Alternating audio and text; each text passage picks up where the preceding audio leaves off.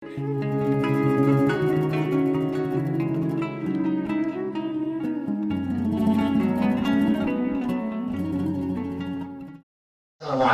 warahmatullahi wabarakatuh. Waalaikumsalam warahmatullahi wabarakatuh. Alhamdulillah rabbil alamin.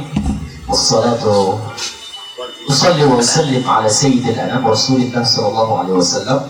Allahumma salli ala sayyidina Muhammad wa ala ali sayyidina Muhammad. Asyhadu an la ilaha illallah wa asyhadu anna Muhammadan Rasulullah. Wa qala Allah ta'ala fi kitabil karim, ya ayyuhan nasu taqu rabbakum. Takutlah kepada Allah. Jangan takut hantu, jangan takut miskin, jangan takut gak makan, tapi takutlah akan Allah. Takutlah akan Allah. Insya Allah kita malam ini akan membahas dua surah. Yang pertama adalah surah Al-Mu'minun. Saya tulis itu orang-orang yang percaya. Kalau kita bilang orang-orang beriman, mungkin konotasinya masih tidak agak kurang nyambung. Maka saya bilang orang-orang percaya. Percaya apa? Percaya Allah dan Rasulnya. Tadi kita sudah buka dengan hadis, percaya Allah, percaya Rasulnya, percaya Isa sebagai utusan Allah, percaya akan neraka itu ada dan surga itu ada. Lalu kita akan membahas surah Al-Hujurat ayat 12.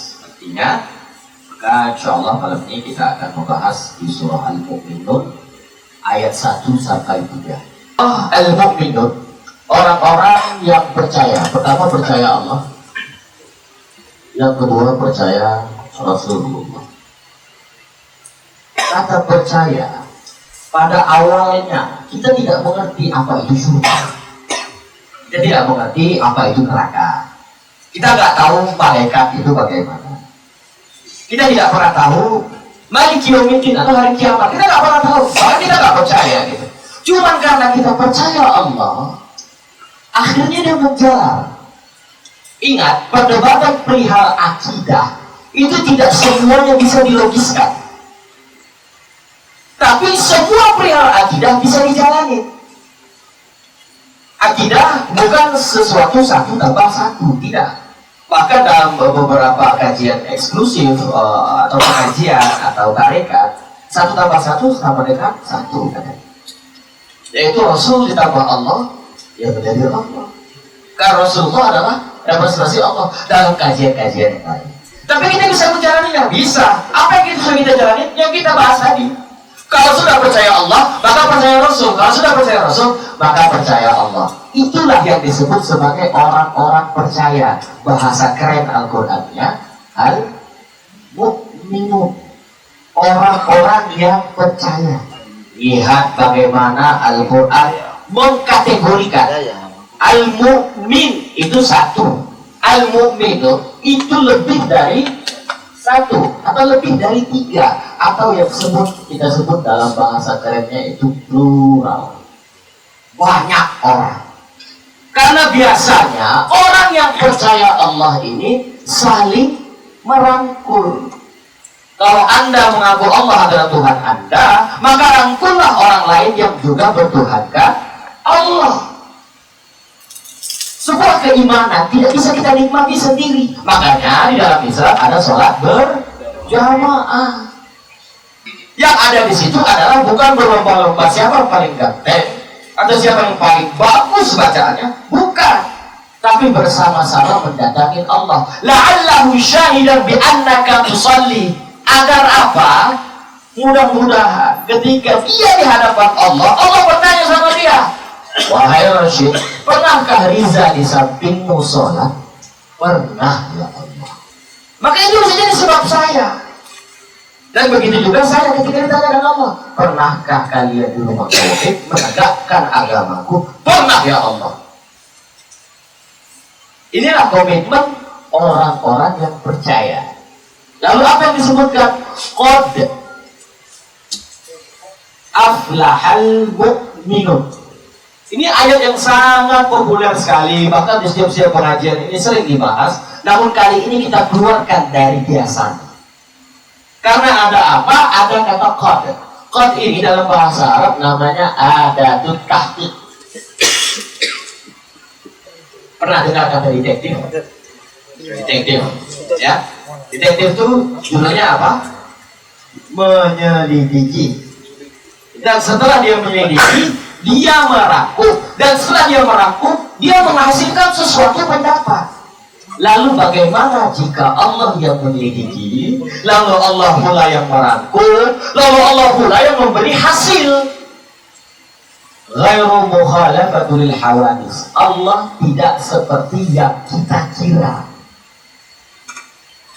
Ada tahqiq artinya adalah alat selidik yang sudah menjadi hasil. Mau kali tambah kurang, mau kurang bagi tambah pembagian, akar dan lain-lain. Allah nggak kasih repot, Allah kasih ini aja sama kita. Apa? Siapa? Apanya ada di ayat kedua dan ketiga. Siapanya? Ini. Kenapa orang ini? Aflah. Aflah itu artinya menang. Aflah itu artinya menang. Siapa yang ingin kalah? Tidak ada yang ingin kalah. Tapi siapa yang menentukan kalah dan menang? Allah Subhanahu wa Ta'ala. Lalu kapan absolut menang itu bisa terjadi? Kalau Anda sudah ini, maka tidak ada kata kalah. Apa ini? Percaya kepada Allah dan Rasul. Karena kalau sudah percaya kepada Allah dan Rasul, paling minimal dia sudah bersyahadat Allah Tuhan yang satu, Rasulullah adalah utusannya. Dan Allah bilangkan apa tadi?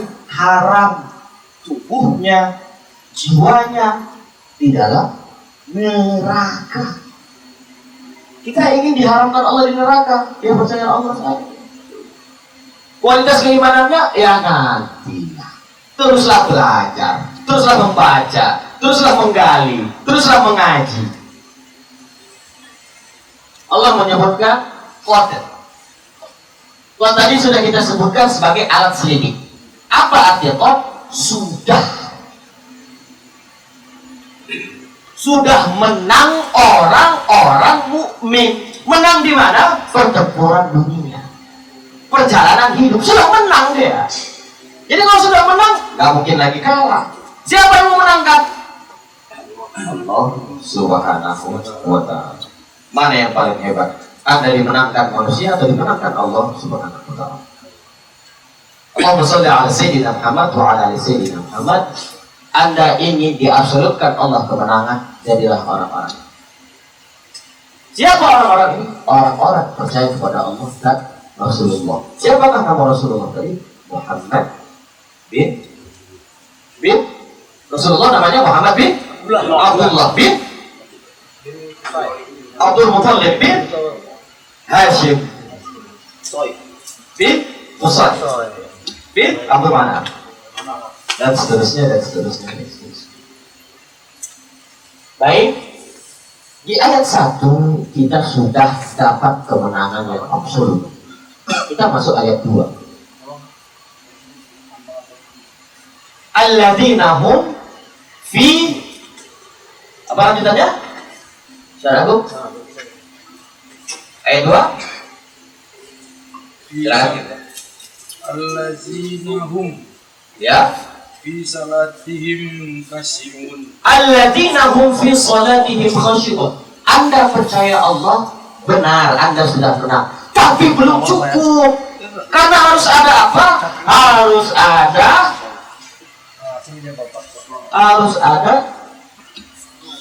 sholat. Harus ada sholatnya.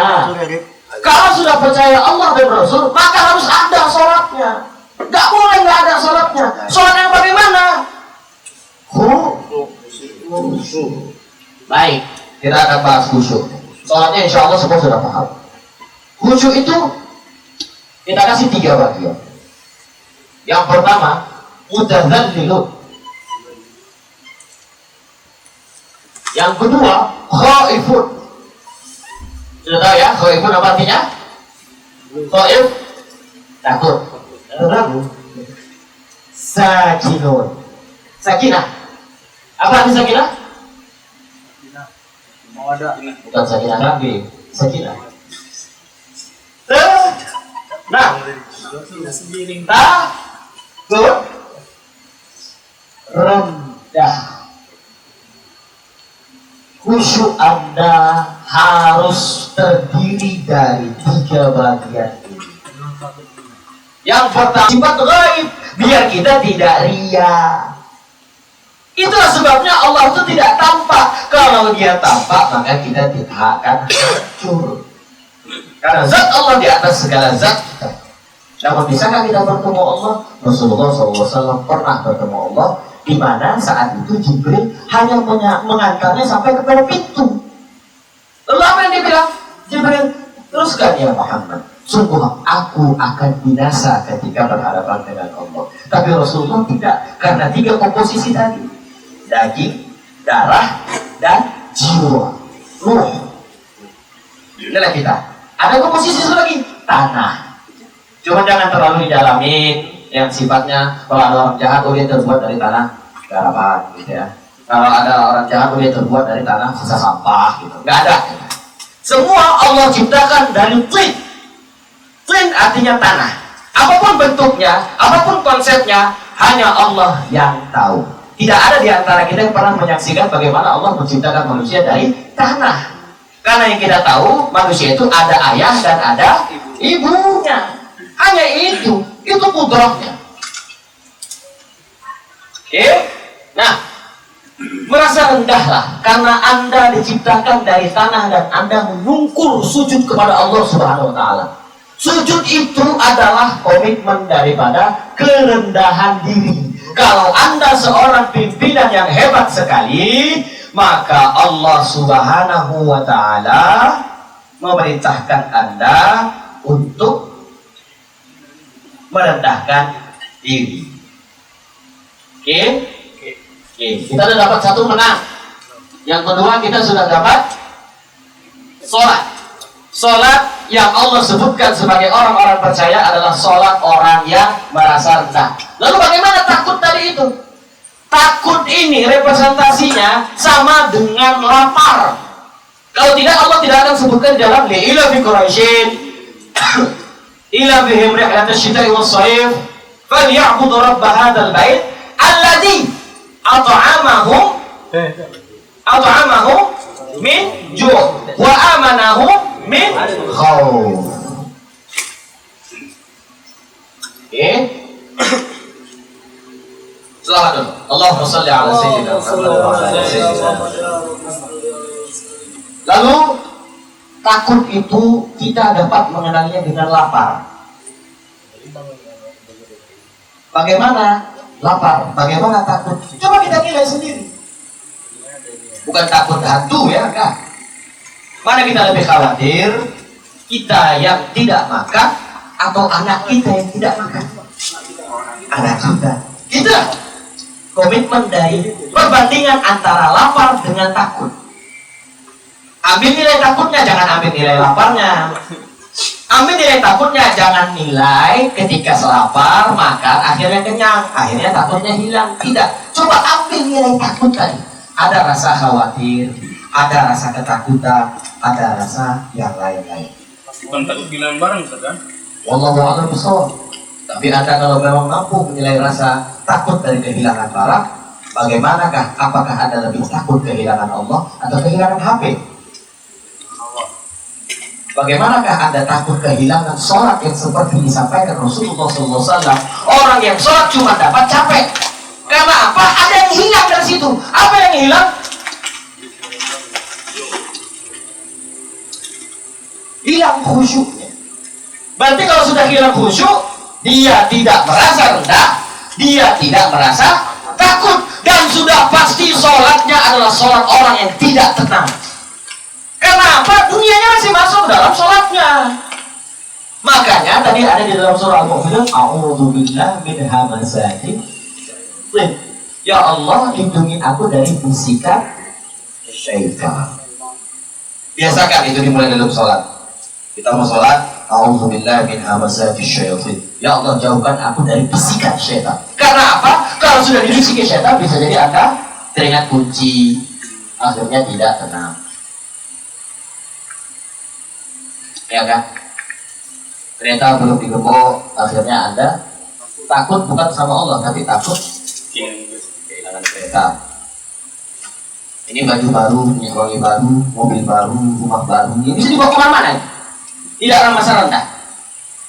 Jadi komitmen orang yang percaya, yang pertama adalah Allah sudah kasih kemenangan sama dia kalau sholatnya.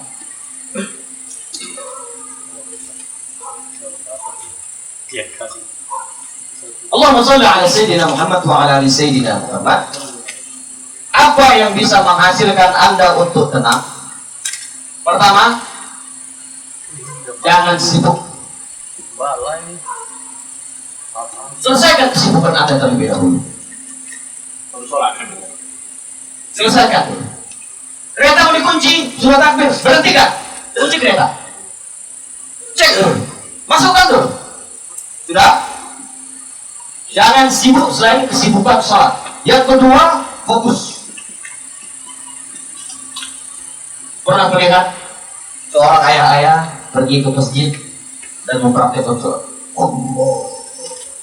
Dia mencoba untuk fokus loh. Cuman terkadang jadi bahan pertimbangan di hati kita apa wah ini kan. Tapi dia berusaha untuk fokus. Maka cari titik fokus kita. Sedang berhadapan kepada Allah Subhanahu wa Ta'ala.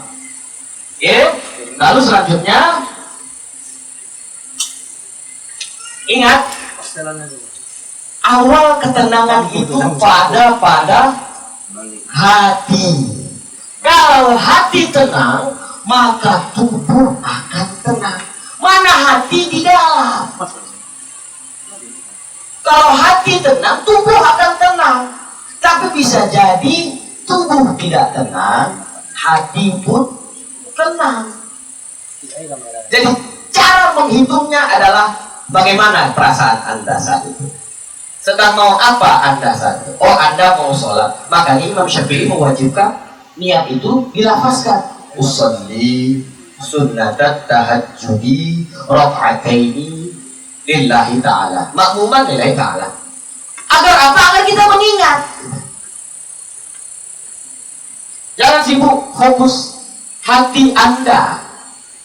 Kalau belum terasa hati, bagaimana perasaan hati atau di mana letak hati? Lihatlah saat anak Anda bersedih. Apa yang Anda rasakan itulah rasa hati. Disitulah Allah bisa kita rasakan. Baik. Orang khusyuk identik dengan senang. Orang khusyuk identik dengan takut kepada Allah Subhanahu wa Ta'ala. Orang khusyuk itu pasti merasa rendah di hadapan Allah Subhanahu wa Ta'ala. Berapa persentasenya kata Rasulullah SAW? Kekhusyukan hanya mampu mencapai angka 60%. Jadi kalau sholat itu zuhur, bisa jadi kita khusyuk itu cuma di rakaat pertama kan? Karena mungkin berurusan di para bos, gitu kan? Sehingga kita pulangkan kepada Allah. Dan pulangkan kepada Allah adalah doa kebaikan. Ya Allah,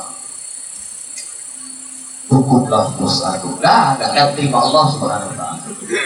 Hukum orang yang menyakitiku ya Allah, tidak akan terima Allah Subhanahu. Kalaupun terjadi hanya kebetulan, tidak lebih, tidak bukan, hanya kebetulan.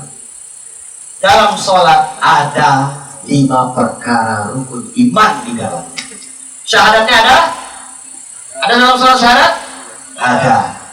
Dalam sholat ada sholat? Sholat dalam makna lain yang maknanya adalah doa. Ada? Ada. Dalam sholat ada puasa nggak? Ada puasa. Puasa dari perbuatan selain rukun sholat. Anda sedang berpuasa di situ. Anda tidak balas WhatsApp, Anda tidak menghitung uang, yang seperti itu. Bahkan orang yang lagi menyetir pun harus berhenti dan sholat. Kalau dia berubah, boleh. Di dalam sholat apakah ada zakat? Zakat itu identik dengan apa yang kita bayarkan? Uang, angka, penghasilan. Pakai apa dicari uang, angka, dan penghasilan ini? pakai waktu. Time is money. Anda sedang berzakat karena Anda sedang memotong pertemuan penting. Anda sedang memotong waktu kerja Anda. Anda sedang memotong dan lain-lain dan lain-lain. Sholat ingin mendapat kekhusyukan, pahami 3 perkara ini. Yang pertama, merasa rendahlah di hadapan Allah, merasa takutlah, dan cari ketenangan Anda. Cari ketenangannya. Berapa menit sih sholat? 15 menit? Oh, mantap lah, itu udah berapa menit? 5 menit Ustaz. 5 menit? 3 menit? 3 menit? 5 menit lah kita ambil. 5 kali 5 waktu. Berapa menit? 25 menit. Dalam 24 jam. Dalam 24 jam. Kalau tidak, Anda tidak akan mendapat klaim orang percaya yang percayanya penuh. Ya, termasuk orang percaya Allah dan percaya Rasul. Cuman sholatnya 2 kali tahun. Sholat Idul Fitri dan Adha. 25 menit. Tidak lebih, tidak kurang. Ingin menjadi orang yang percaya kepada Allah dan Rasulnya, yang komitmennya buat sholat. Belum bisa khusyuk, buat aja dulu. Tapi kita malam ini sudah mengetahui bagaimana khusyuk. Khusyuk itu ada 3 perkara. Rendah, takut, tenangkan diri, tenangkan jiwa. Oh, lagi ribut sama Linda dan kekasih, ajak sholat bareng. Stop. Masih ribut lagi, oh berarti bisa jadi tidak di awal waktu. Ayo masuk awal waktu. Ya kan seperti itu. Siap kan? Mengajak makmum atau umat satu-satunya menjadi makmum? Siap ya? Ajak, diajak ya. Harus kita ajak.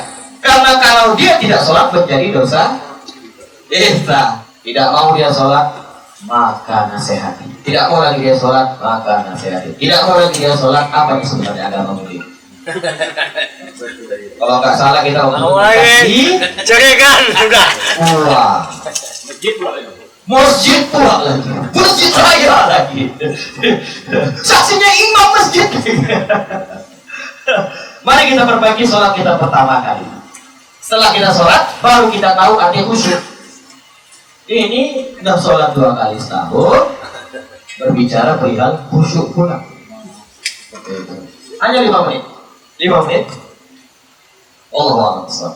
Baik, lalu ayat ketiga adalah anil lagwi hum mu'ridun. Anil lagwi hum mu'ridun.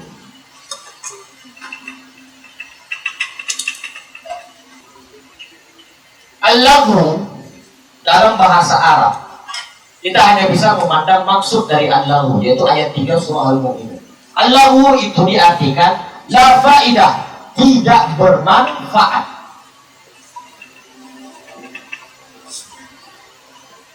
La jadwa, tidak menghasilkan apapun. Karena bisa jadi sesuatu bermanfaat, tidak menghasilkan untuk Anda, tapi menghasilkan untuk orang lain. Ada nenek-nenek mau nyebrang, kita seberangkan, nggak menghasilkan apapun buat Anda, tapi dia bisa jadi bermanfaat buat nenek-nenek tadi. Kan seperti itu. Wa hum 'anil lagwi mu'ridun. Al-lagwu hanya bisa kita kenali dari 2 perkara. Satu tidak bermanfaat, satu tidak menghasilkan. Konsep al-lagwu itu bisa kita nilai dari khomar. Apa arti khomar? Miras ya? Miras itu ada di dunia dan ada di akhirat. Ya. Akhiratnya identik dengan surga. Karena yang dalam neraka tidak dapat miras. Yang ada hanya Alhamdulillah, Al-Ata ke hadis al-Ghashiyah, wujuh yawma idzin khashi'ah, 'amilatun nasibah, tasla naran 'aniyah. Tusqa min 'ainin aniyah. Dikasih air dari mata air yang menjijikkan. Alhamdulillah, summa na'udzubillah. Jadi gini cara mengukurnya.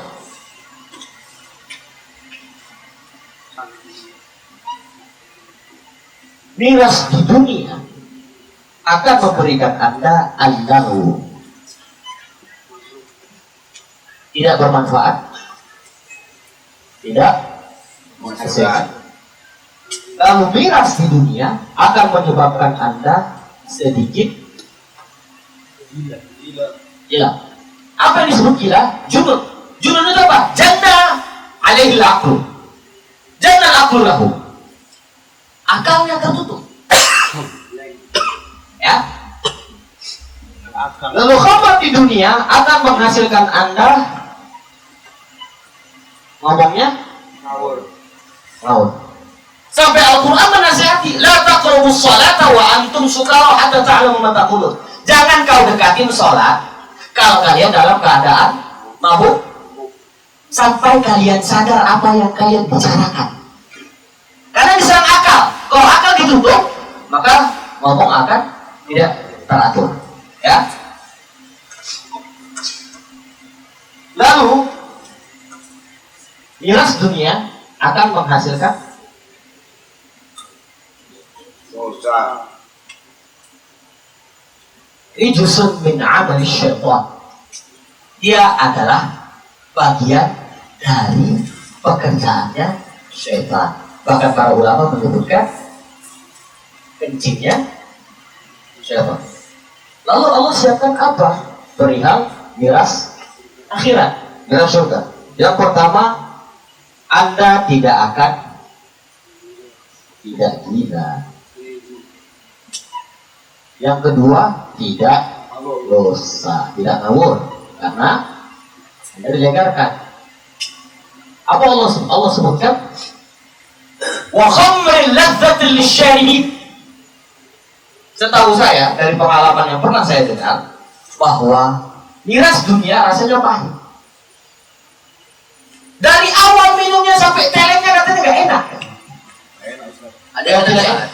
Tapi Allah bilang di dalam Al-Quran ada sungai khamar. Bahkan Anda tidak perlu lagi menabung pakai gayung, nggak perlu. Karena kan upayanya ya, nggak perlu disuguhkan kepada Anda. Kan punya stok 72 bidadari ya? Masya Allah. Satu ambilkan khamar, satu ambilkan madu, satu ambilkan itu. Ya, habis itu katanya ada salah satu lagi di dalam riwayat yang lain, istrinya akan mendampingi dan tidak akan cemburu dengan 70. Ini kita ada satu banget tuh WhatsApp, ya kan? Maka di WhatsApp dibuat namanya tukang gas. Tukang gas.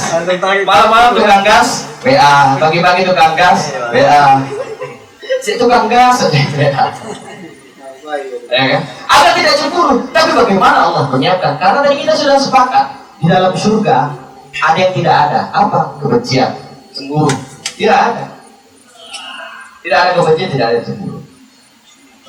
Tidak gila, tidak ngawur, Tidak dosa. Allahumma shalli ala sayyidina Muhammad. Di dalam surga Allah sebutkan di dalam surah At-Tur ayat 23. Apa arti cheers? Bersulang. Bersulang. Bersulang. Kita pakai susu tapi. Apa? Kapai ya, kapai. Allah Subhanahu wa taala menyebutkan yatanazza'u fiha ka'san. Mereka saling melanggang gelas. Masya Allah. La laghwan fiha. Tidak ada laghunnya di situ.